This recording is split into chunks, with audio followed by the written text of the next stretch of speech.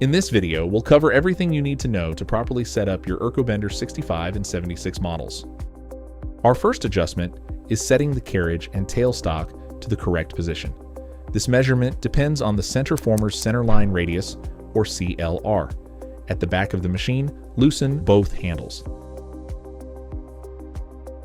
Next, use the mounted bar to slide the tailstock into place. Refer to the scale located on the black slider and make sure it aligns with your required CLR, in this case, 76 millimeters.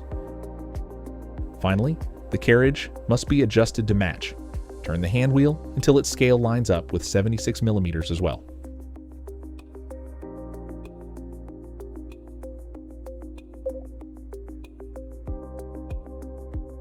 Our second adjustment is aligning the clamp and center former so they are parallel. Start by loosening the clamp handle and sliding it forward. We need to align these faces until they are completely parallel, as shown here. Next, use the provided Allen wrench to loosen the jack screw most of the way.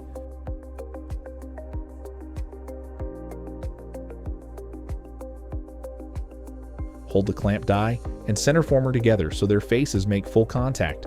While holding them together, tighten the screw until it touches the machine head base, then tighten the nut.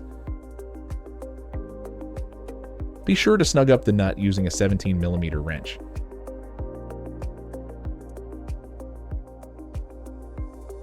Now the two faces are parallel and we are ready for the next adjustment.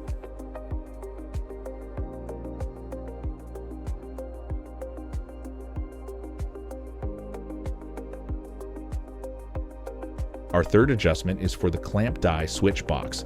With your material loaded, slide the clamp assembly all the way up. Next, go to the control panel. Press manual, and then select clamp arm. We are now ready to use the handheld control to close the jaws. Press the plus key, then hold the center button until the cycle is complete. With the fingers engaged, push the clamp box toward the material by 3/16 of an inch, then tighten the handle to lock it in place. To open the clamps, press the minus key, then hold the center button until the machine finishes cycling.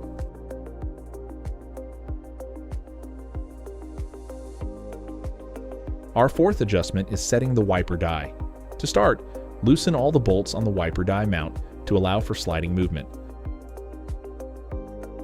For your safety, always perform this adjustment with the emergency stop engaged to prevent any accidental movement. Once loosened, the entire assembly can move in 4 directions. Using your hands, slide the wiper die into position.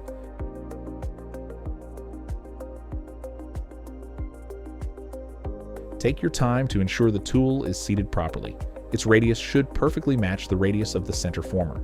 The wiper die should sit completely flush against the former with no visible light passing through the gap. It should also be parallel to the pressure die. Ensuring you have the correct wiper die size is critical. Incorrect sizing will prevent the tooling from seating properly. Once aligned, snug up all the bolts on the assembly to lock it in place.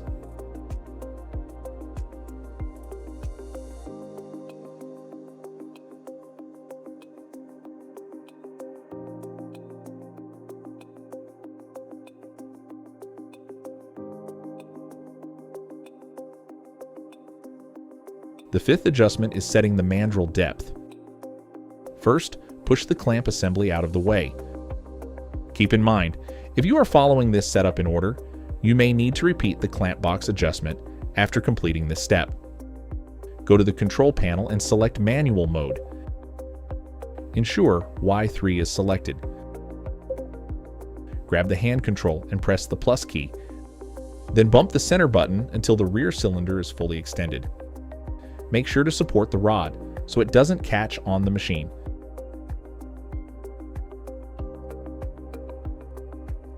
With the rear cylinder fully extended, the Y3 value will be 0.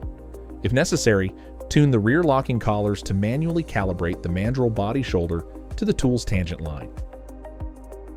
To find our Y3 out position, press the minus key, then the center button until the spheres are completely behind the tangent line. that Y3 position can now be entered into the toolset file. Go to the Programs page and pull up the file to edit.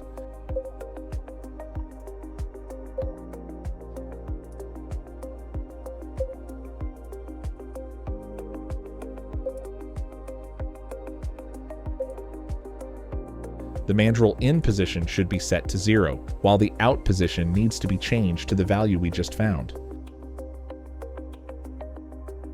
Our sixth adjustment is setting the pressure die. Start with your material loaded and the clamp engaged. On the control panel, select Manual, then select X2. Next, grab your handheld control to bump the pressure die forward. Press the plus key, then tap the center button to advance the pressure die until it just kisses the material.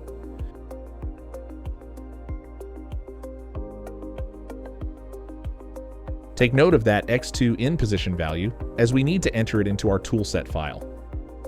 From the home page, select Programs, open your toolset file, and press Edit. Tap the X2 in position field and enter your measured value. Finally, for the X2 out position, take 3/4 of an inch from the in position. The X2 out position will always set the die further away from the material. Thank you for watching. Contact us today.